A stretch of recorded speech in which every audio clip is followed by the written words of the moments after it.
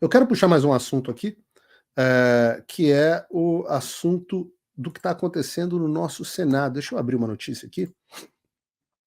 É isso que eu queria. Vamos lá. É isso aqui que eu queria falar do senador Jorge Seife, que é para quem não conhece o senador Jorge Seife, ele foi secretário de pesca do governo Bolsonaro e se elegeu senador por Santa Catarina, e ele está sendo julgado hoje, pelo TRE de Santa Catarina. E ele pode perder o seu mandato. Tá? A gente está aqui a notícia: o Tribunal Regional de Santa Catarina, o TRE de Santa Catarina, dará continuidade hoje às 17 horas ao julgamento do senador Jorge Seife, que enfrenta acusações de abuso de poder econômico durante a campanha eleitoral. A sessão anterior se encerrou com 2 votos favoráveis ao senador, reforçando a ausência de evidências concretas nas denúncias apresentadas.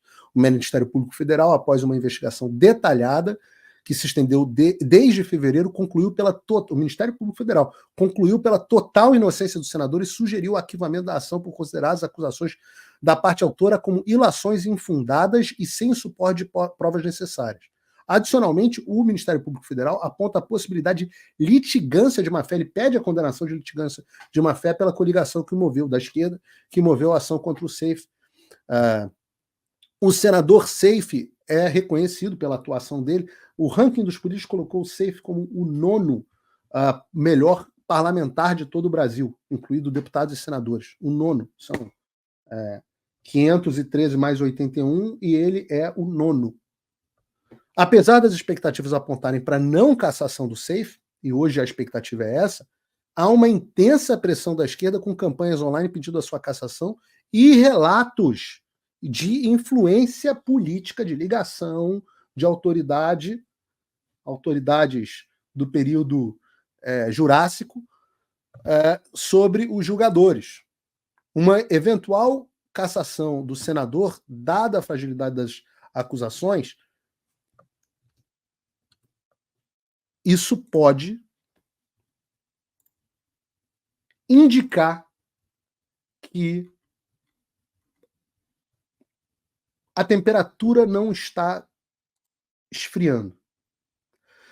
Em outras palavras, se o Seife for cassado, é sinal de que a chapa ainda está muito quente ou ainda está esquentando mais. Espera aí! Desculpe interromper esse vídeo, mas é que eu continuo censurado pelo STF. Além deles cancelarem o meu passaporte, congelarem todas as minhas contas bancárias e bloquearem as minhas redes, agora eles também querem proibir os meus vídeos no Brasil. Você pode continuar me acompanhando seguindo o meu segundo canal, que é o canal de cortes. Mas melhor ainda é se inscrever no meu canal do Rumble, que é o concorrente do YouTube que não cumpre essa censura. E se quiser ter acesso a todas as minhas postagens para sempre, deve se inscrever no meu Locals, que funciona de uma forma parecida com o Facebook ou o Twitter. Todos os links estão aqui na descrição. Entra lá, senão você vai ficar desinformado e aí eles vão vencer. Isso aqui é um termômetro. Eu trouxe essa pauta por esse motivo. Se ele não for cassado, como eu acho que vai ser o caso, isso também, por outro lado, mostra um pouco de perda de força do movimento de expurgo. Vejam, no início desse ano, com a cassação do Dallagnol, a esquerda estava na impressão de que eles iam caçar todo mundo. Era esse o plano deles. Né? Não tinha um deputado, senador chamado bolsonarista, que não tivesse uma ação no TSE.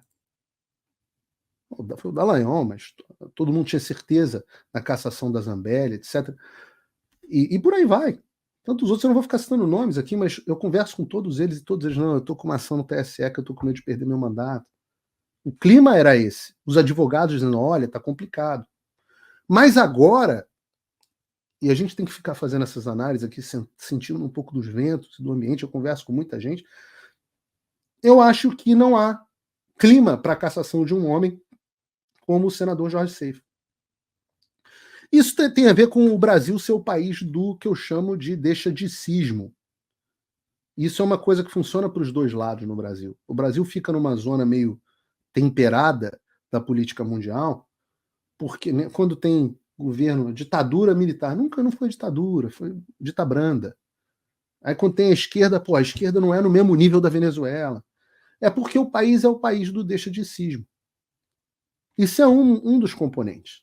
Então todo mundo fica, não, deixa disso, não, pô, não precisa caçar, já tirou o Bolsonaro. Mas também tem algo, tem um clima que mudou no Senado. O Pacheco mudou claramente de posição. Por que ele mudou?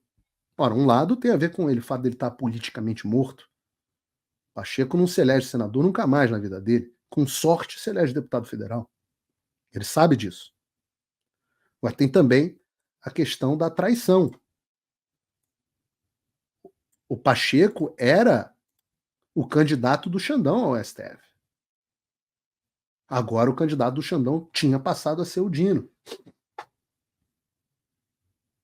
Eu ouvi dizer, e eu não posso confirmar isso, mas posso dizer, como ouvi dizer, que ofereceram ao Pacheco, eu acho que isso nunca saiu em nenhum veículo de imprensa, mas que ofereceram a ele uma vaga no Tribunal de Contas para compensar o sonho dele que não será realizado de uma vaga no Supremo Tribunal Federal. Afinal, o candidato do Xandão, volto a dizer, era o Pacheco e passou a ser o Flávio Dino. Dizem as más línguas, e a gente não tem como saber se é verdade, mas eu ouvi isso de um senador, que eu já adianto que não foi o Seif, que o Dino consegue a vaga dele na base da extorsão. Que o Dino ameaça, agora que ele está com a Gestapo lá, um braço da Gestapo debaixo dele, essa que se chamava Polícia Federal, mas hoje dentro dela existe uma Gestapo, ele usa ela para chantagear. Não tem como saber se é verdade. Mas dizem que o Pacheco está aí querendo voltar a advogar e tal. Eu acho que, além disso, há um processo de conscientização. E conscientização que eu digo porque eu converso, sempre falo isso para vocês, eu converso com muitos deputados e senadores todos os dias. Não há um dia que eu não converse com pelo menos uma meia dúzia de parlamentares. Até final de semana. E eu reparo, e já conversei com vários, de várias camadas, e eu reparo que existe um grupo muito grande, principalmente esse pessoal do centro, que não tem ideia do que está acontecendo. E agora, quando o STF começa a querer decidir marco temporal, aborto, drogas, contrariando o Congresso, quando eles começam a querer empurraram o Zanin, o Senado ficou ali meio, tá bom, advogado do Lula, passou. Aí fala, bom, se passa Zanin, passa Bessias, passa Dino, passa Boiada. Aquele clima, né? E o Senado começou a ficar ressabiado. Cadê meu Pacheco? Cadê a minha contrapartida? Embora digam também que quem manda hoje no Senado já é o Alcolumbre. Pacheco não manda tanto assim, não.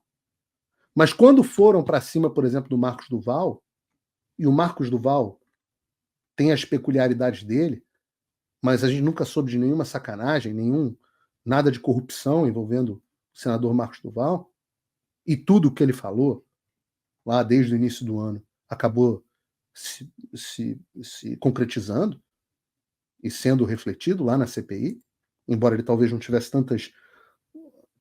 tanta substância para comprovar o que ele queria. Mas quando foram para cima dele, vocês imaginam, né? O Marcos Duval teve gabinete revirado, contas bloqueadas, está até hoje sem rede social, celular apreendido, senador da República. Agora, você imagina, se ele, que nunca fez nenhuma sacanagem, que a gente saiba, pode acontecer isso com ele, você imagina como é que ficaram os tantos senadores do Centrão que têm o rabo preso, vendo que a imunidade deles não vale mais nada. Vendo que o Xandão faz o que quer dentro do Senado. Por isso que teve aquele documento, mais cedo no início do ano, com acho que 41 ou 42 assinaturas, suficiente até para impeachment, né? Cobrando do Rodrigo Pacheco uma atuação contra essa violação do STF. E como é que a gente sabe que há uma mudança na postura do Pacheco? A gente sabe lá pela rejeição do nome do DPU, a gente sabe porque o Pacheco vem falando. É que o Pacheco é uma geleia, mas ele vem falando cada vez de forma mais enfática contra o Supremo Tribunal Federal, ao ponto de que ontem ele teve que dizer: não, eu sou a pessoa que mais defende o Supremo Tribunal Federal. Se está dizendo isso, é porque estão dizendo porque ele está sendo cobrado por uma posição mais combativa. E várias medidas dele contra o Supremo Tribunal Federal, medidas que estão no Senado contra o Supremo Tribunal Federal, estão sendo e serão pautadas e devem passar. A reforma tributária do Lula vai passar ruim, mas não vai passar horrorosa. Vai ter que voltar para a Câmara. O Senado está criando complicação. Então, o que está faltando? Está faltando pressão popular. Vocês imaginem se o povo tivesse, com esse Pacheco ressabiado, se sentindo traído, sem perspectiva, louco para ter uma coisa para aparecer, vocês imaginem se o povo tivesse, desde março, em massa nas ruas, pedindo fora Xandão. Pacheco ia estar com a faca e o queijo na mão e todas as justificativas. Vocês têm dúvida que a fita do aeroporto de Roma ia já ter aparecido, ia dar um empurrão que faltava para o impeachment do Xandão? Você tem dúvida que as denúncias que a ASFAV, Associação das Famílias e Vítimas do 8 de janeiro, os presos políticos do 8 de janeiro, que fizeram na semana passada, eu fiz uma longa entrevista sobre isso, e uma palestra também junto com eles, mais de 100 denúncias na OEA, na Comissão Interamericana de Direitos Humanos, os senadores e deputados que fizeram denúncias na ONU, eu estava pessoalmente, fui entregar na ONU a denúncia com eles. Tem um acúmulo de coisa. Falta o quê? Falta pressão popular. Falta o povo na rua. E o povo não quis ir para a rua. E o Bolsonaro falou para o povo não ir para a rua que agora era a hora de prestar atenção na CPMI. Qual foi o relatório da CPMI? Que o Bolsonaro era o causador do 8 de janeiro. Assim, a falta de estratégia é tão grande. Vamos prestigiar a CPI que vai determinar, e com relatório aprovado, que eu sou o cara do 8 de janeiro. Ai, meu Deus. E não vão para as ruas. Estratégia ali não é o forte, queridos. Por isso vocês precisam estudar, por isso vocês precisam se preparar. Porque não é esse o caminho. Não há caminho para o Brasil sem pressão popular. Então a gente tem que ter algumas etapas. A primeira é a conscientização, e é isso que a gente está fazendo aqui, é por isso que eu estou no ar. Depois a gente tem, depois da conscientização e do entendimento, que passa por estudo, que passa. Agora formou-se um consenso, que é o que está se formando no Congresso. Formou-se um consenso de que esse é um problema. Beleza. Agora a gente vai partir para a ação. Antes tem a mobilização. Formou-se um consenso, se mobiliza e a partir daí você vai para a ação. E aí ficam aqui, mas não adianta nada, a gente vai fazer isso e as pessoas não vão ver nada. Meu filho, nada adianta nada. Nunca nada no mundo foi feito por pessoas que acham que nada adianta nada. Nunca. Se você é uma dessas pessoas, você precisa primeiro resolver os seus problemas internos. Você tem um traço psicológico chamado neuroticismo exacerbado e você precisa tratar isso. Aí, beleza. Depois que você estiver em condições sadias mentalmente, aí você pode começar a querer melhorar o Brasil. E não é que não dê desânimo. Pô, vocês imaginam, 11 meses que eu vi o trabalho da minha vida como jornalista roubado por um bandido de toga, sem nenhum devido processo legal. Vocês acham que isso não me causa desânimo? É claro que me causa, mas eu estou aqui de novo com vocês no ar. E estarei todas as terças e quintas, estourei a hora do programa hoje em quase 10 minutos, mas estarei todas as terças e quintas com vocês às 3 horas da tarde, então eu peço que vocês se inscrevam no canal. Esse programa está passando no canal de Cortes Paulo Figueiredo e no canal do Fio Diário. Eu peço que vocês se inscrevam nos dois canais para que a gente possa crescer. O Fio Diário é uma iniciativa que eu apoio e a qual eu decidi me juntar porque eu acho que é o futuro. Acho que a inspiração no Daily Wire americano é absolutamente correta e nós não vamos desistir.